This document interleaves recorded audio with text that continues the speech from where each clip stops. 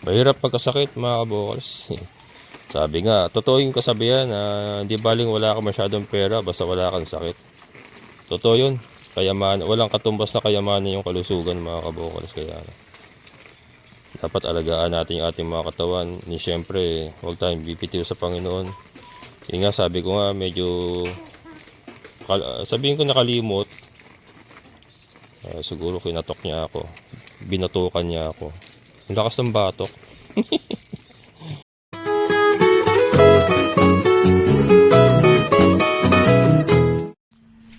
Good morning mga kabokals. Balik tayo sa San Rafael. So kahapon nga nagpagawa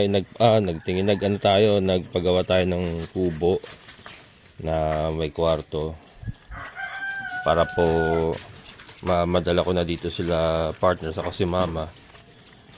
Yung ating tubig malapit na mga kabokals, malapit na lumubog yung ating submersible pump. Ayan, kagabi nakapaglagay uli tayo, nagpuyat uli ako. Pero hanggang alauna lang, hindi ko na kinaya, nakakatulog na ako sa upuan. Alauna pasado, yan. Natulog ako. So nakapag-ipon tayo, ayan. Lapit na yan, oh. Ayan, oh. Ayan na yung water level, eh. Lapit na. So, ito nga, mga kabokals. Doon sa old area. Ito yung pinakahuling na pundar ko, eh. Yung bago ako tamaan ng ESF. Ano po yan, eh. Katas po ng mga biik yung kubo na yan. Pero nakita nyo naman, matibay pa. matibay pa po ito mga kabokals, oh. Ito, ano ko na nga, magiging bodega na po ito. Bodega. Yan. At tambakan ng mga kuanik-anik. Tapos yung mga nandoon pa na mga kailangan nating pati incubator mga kabokals dito na ilalagay kasi nga yung bahay nga kasi magagamit yun. Andun yung mga incubator sa loob. So ito ilalagay na lahat dito yung mga katulad ng mga ganito. Ito yung mga water pump ko na yung ginagamit ko dati sa yung nag-aquaponics ako na maliitan lang sa Caloocan. Yan. Dinala ko na rin dito. Ayusin ko to. Ang pinakasira lang nitong kubo na ito mga kabokals, ito. Kasi talagang ito rumupok na, saka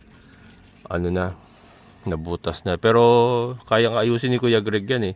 Bibili lang kami ng pawid, eh. Kaya niyang ayusin yan. Kasi yung mga ito, matitibay pa lahat yan, oh. Wala pong bukbok yan. Saka mga solido pa yan. Ganun din ito, ito. Barnis lang to. Barnisan ko lang ulit ito, maganda na uli. Kaya matibay din naman po yung kubo. Nasisira lang talaga itong bubong na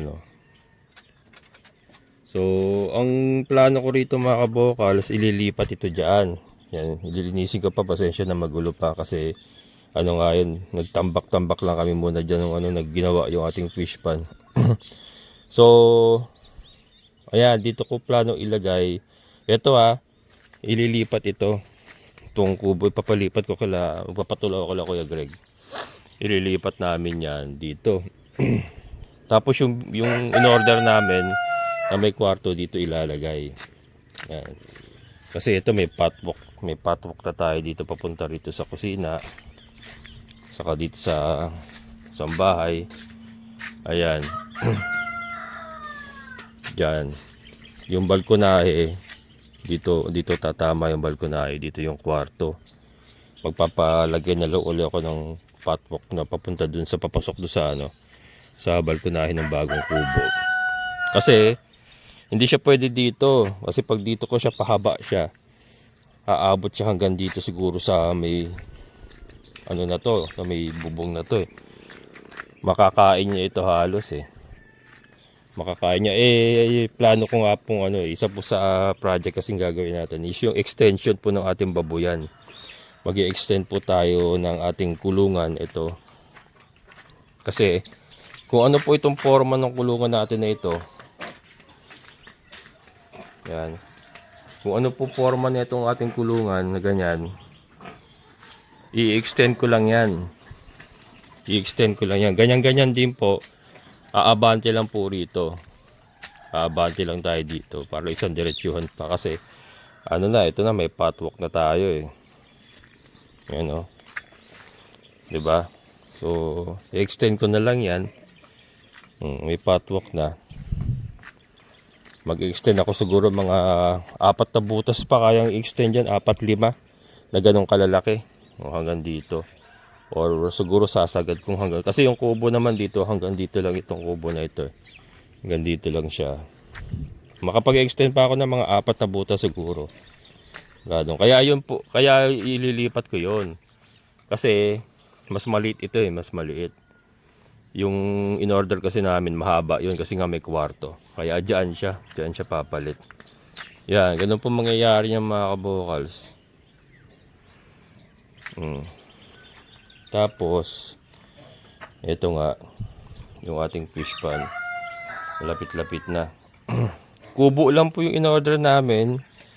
Kubo lang kasi malamig yung mga kabokals. Yung mga container van kasi mainit kasi syempre bakal yung mga kabokals. Grabe init dito mga kabokals, San Rafael. Matindi init dito. So si partner ko kasi may mga dala siyang solution eh, yung pandialysis niya. So pag nasa container mainit, mag-iinit. Saka pati siya syempre kung container wala naman pong balkonahe, otherwise papagawan mo ng balkonahe. Syempre nasa loob lang siya permis. Ano nga, medyo delicate po yung kanyang kalagayan. Hindi siya po pwedeng maglabas-labas dito. Kung nasa container lang siya palagi, yung container na bahay na yung nauuso ngayon, mainit. Mainit yun eh, bakal yun eh. Kahit nasabihin mong yun, na naayos yun, mainit pa rin yun. Iba pa rin yung kubo talaga, presko yung kubo kahit na Saka mas mura, di hamak na mas mura yung kubo kaysa sa container. Dahil yun, 48,000 lang po yung binayaran namin sa kubo. All in na. May patungan na, may kisame, may double wall na. 48,000 lang. Sa container po kasi, gagawin pa ng base yun. Hindi naman po pwede ipatong mo lang sa lupa yun. May base yun, so magpapabuhos pa ako ng mga paa nun. Magpapabuhos pa tayo ng mga paa. Siyempre kakain ng bakal, graba, semento. Labor pa nila Kuya Greg sa paggagawa. So mas magastos po. Mas the best option pa rin po talaga yung kubo. Presko na, mura pa. Kasi nga wala naman po akong kakayanan na wala po akong kakayanan na magpagawa ngayon ng, kumbaga yun lang po kaya namin, yung 48,000 na yun. Kaya nga kung todo tawad ang ginawa ni partner. Kasi yun lang talaga ang budget. And yun, hiniram lang din po namin. Hiram, ang dami utang na, ang dami na namin utang. Hiram lang po yung pinagpagawa, order, yung ipambabayad namin sa kubo, hiram lang po yun. Ayan, kaya kung yung container po medyo wala rin po, hindi rin po obra sa option namin ngayon, sa sitwasyon namin ngayon mga kabokals. Dami nating daming bunga ng ating mga talong. Didilig ako ngayon eh. Ating mga patola, dami rin bunga. Meron pa sa taas oh. Nag-harvest pa ako kahapon ng 4 eh. Yung mga talong natin looking good. Ito, meron na pala akong harvestin dito. Hindi, konti pa. Ito, ko lang to. Nilalaga ko lang tapos sinasawsaw ko sa bagoong. Alam mo yung bagoong na para sa sa mangga, yung nabibili na manamis na manghang. Yun, ito pwede ito mamaya oh. Dami ng bunga ng talong. Itong ating patola, looking good din. Ay, naatake na naman oh. Langgam naman. Ito. Kailangan ko magdagdag ng mag-spray ulit. May may inaatake na naman Ito, tanggalin natin mga gato. Ayan. Inaatake na naman ng fruit fly. Ayan. Wala na ba itong kailangan ko maglagay uli ng wala na. Mahina na kaya kailangan magdagdag ng mag-spray uli. Ayan. Pero yung ating talong looking good. Wala pong sprayan hindi po natin isprayan. Dilig lang yan, dilig. Yung ating mga manok Ayan.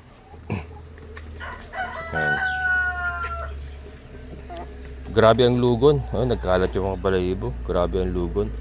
Kaya ano, di baka hindi ko muna sila ibalik eh. May mga sisiw ako dyan, baka yung mga sisiw na lang muna ang ipatong ko para may sustansya, magkaroon ng sustansya yung tubig. Pero sila baka ano, kasi makalat masyado, saka ano, parang wala pa sa kondisyon. Itutuloy ko lang muna yung kondisyon na ano. Siguro ano na natin ipapasok to, mga Mayo na, para sakto yung nag-uulan na. Kasi pag nag-uulan hindi na sila pwede dyan eh. Mas prone sa sakit kasi pagka lagi nababasa yung mga manok natin. Siguro sa tag-ulan ko na ilalagay sa battery cage. So for now ano lang muna, yung mga sisiw lang muna natin siguro ang gagamit, ang ilalagay natin para lang magkaroon ng sustansya. Pero yung pupunuin pa muna, ano, ilulubog pa na muna natin yung ano, yung ating submersible. Ayan. Oh, marami na pala akong harvestin. Kaka-harvest ko lang kahapon ng 4 to. Ito, harvestin na naman. Bukas kailangan ma-harvest na to. Kasi gumugulang eh. Yung sa labas, meron din sa labas. Ayun, oh. Ayan, dilig muna tayo. Ayan, dilig muna. Malinis na. Nadamuhan ko na nga ito. Saka nalinisan na natin. Ayan, oh. Kahapon di ako nakapagdilig. Ayan, dilig sila. Parang every other day natin sila madidiligan. Kasi kakahapon umuwi ako ng San Jose. Ay, Sabado pala ako ng gabi umuwi. Tapos nagsimba nga kami sa umaga. Tapos diretso doon sa paggawaan ng kubo. Kaya wala silang dilig kahapon. Pero at least looking good pa rin yung ating mga talong. Ang bilis lang pala kung parang kung kailan ko lang tinanim itong mga kabukal sa mga talong na ito. Ang bilis lang mamunga ba? Ang bilis lang, oh. Kaya lang mabilis lang din yata ito mag-expire.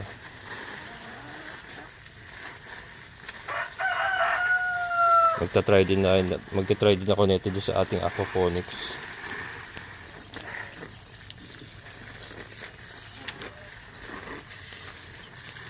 So far walang umaatake kasi yung una na sa harvest ko okay naman eh, wala namang butas-butas. Siguro pag tumagal na dun lang merong umaatake na ano. So far wala pa tayong ini-spray dito na ano, na kahit na ano. Wala nga abono to mga kabukas eh. Nung tinanim ko to, nilagyan ko lang ng konting ano, yung binulok natin na chicken manure. Tinanim ko sa pinaka-base niya bago ko itanim yung ano. Nilagay ko sa pinaka-paligid niya saka sa base niya bago ko itinanim yung pinatubo na ano na talong.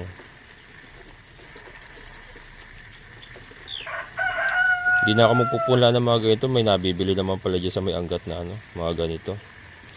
Pati yung mga sili, ganyan. Ano na, parang 2 pesos yata isa, 3 piso, parang gano'n. Ito yung mga papaya. Napakatindi na ng init ngayon eh. Buti dito sa area nila, hindi masyadong ano kasi nahaharangan ng ating layer house, yung matinding init. Pero kailangan din ng halaman yung talaga yung matinding init eh. Kailangan din nila yun eh. Basta sagana lang sa tubig para hindi sila malanta. Ayan. So yan, mamaya tuloy-tuloy tayo sa ano mga kabukas sa ginagawa natin project nga ng aquaponics. Ayan. Abangan nyo, may modification akong gagawin dito sa ating filter. Meron tayong modification na gagawin. Ano lang, ipapaliwanag ko lang kung ano yun habang ginagawa ko. Pero yan, habang nagpupuno pa tayo ng tubig at hindi pa nag-ooperate yung ating aquaponics, i-modify na natin. Yan. Ilig lang muna. Mamaya alis na naman ako, bibili ako ng darak dun sa may kiskisan sa ano, sa San Rafael din, yung sa may Biola Highway. May kiskisan dyan eh. Sakto ano ngayon, anihan ngayon ng palay kaya maraming darak na nabibili. Yan. So yung kubo nga ginagawa na sabi 10 days daw, pero sabi ko nga wag na madaliin. Wag madaliin para ano, maganda yung pagkakagawa. Yun kasi ang pinaka best option mga kabokals, talaga yung kubo. Kaya nung una-una nga, nabanggit ko nga na hindi pa tayo po pwede magpa-konkretong bahay dito. Gawa ng hindi pa tayo nakaka 50% na bayad dito sa lupa. And saka wala pa tayong pera talaga na ano. Hanggang kubo lang yung budget namin. Yun nga, yung 48, pigang-piga. Pigang-piga yun. Pero at least okay naman. Talent ni partner yun, yung ano, yung pagtatawad-tawad. Talent niya na yun eh.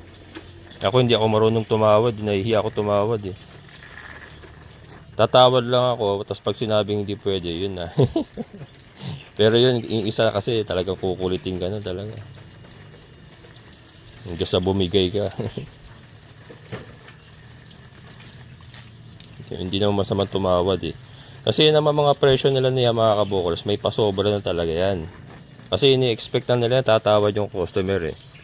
Yan, may mga pasobra na talaga yan ano. Saka hindi naman papayag yan kung hindi sila kikita no. Hindi naman papayag yan sa tawad mo kung alam nilang hindi sila kikita. So kikita pa rin sila din sa ano. Sa 48 na yun may kita pa rin sila ron. Malaki pa rin ang kita nila doon. Pakyawan naman ang bayad nila sa tauhan nila na gumagawa ng kubo eh. So 'di ba? Alam na yun, napo-forecast na kagad nila yung kung magkano kikitain nila. Kasi naka-fix naman na yung gastusin nila sa paggawa ng ano, ng kubo.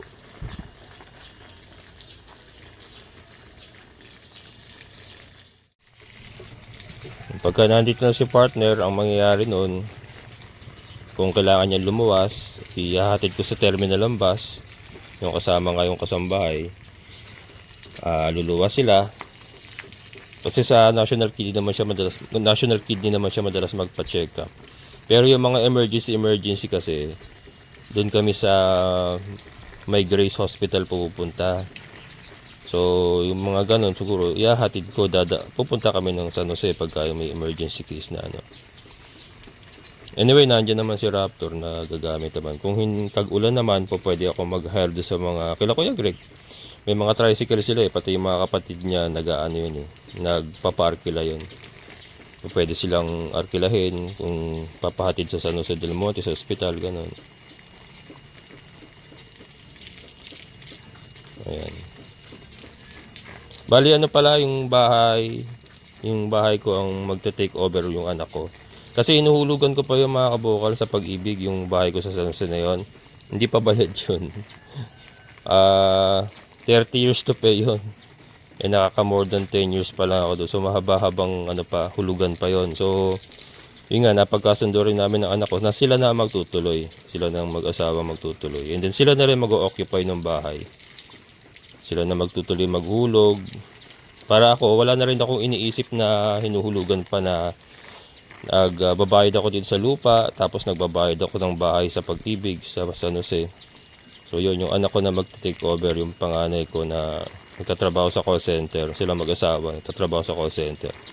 Sila na mag-take over nun.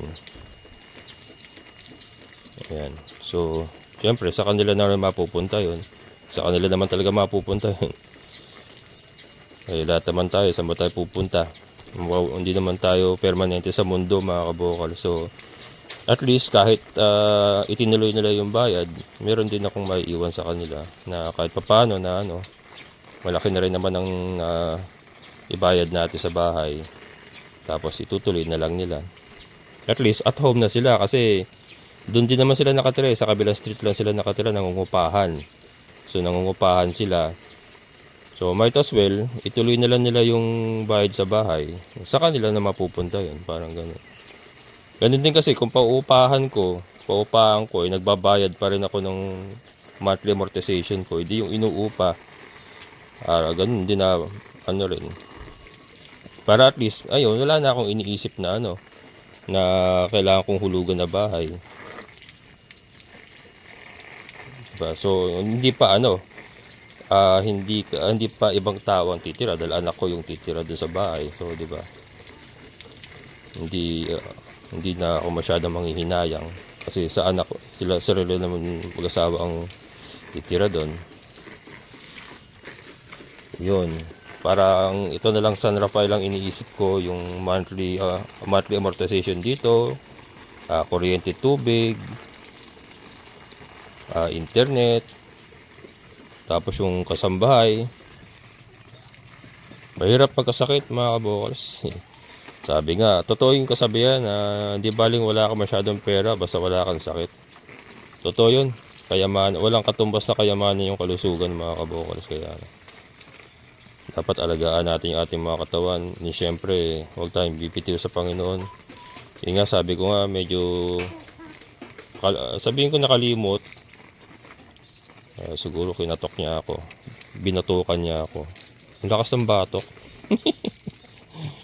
Yan, pag nakakalimutin tayo sa ating Panginoon, kaya kailangan hindi tayo makalimot. And then lifestyle, kailangan healthy lifestyle tayo. Ayan.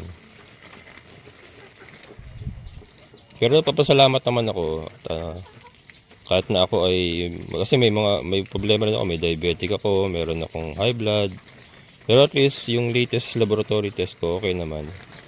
Yung blood sugar lang ang medyo mataas talaga. Pero nagme-maintenance naman tayo. Ako naman kasi hindi ako naninigarilyo. Tapos huminto na nga ako uminom. Simula nung nagkasakit si partner na talagang totally, pati soft drinks, wala na, hindi na ako tumitikim yan. Kape lang. Kape lang, hindi ko matanggal talaga. Nakadikit na sa buto ko yan. Pero soft drinks, alak, lahat yan. Sigarilyo, never ako talaga, hindi ako naninigarilyo.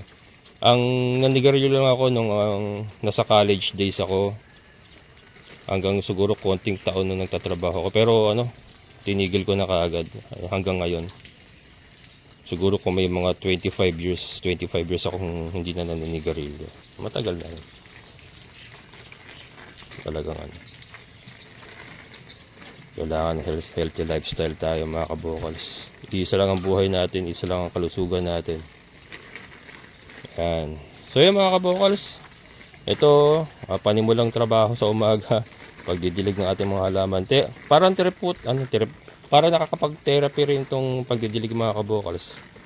Pagka nagdidilig ng iyong mga halaman, parang nati-therapy rin yung utak. Nati-therapy.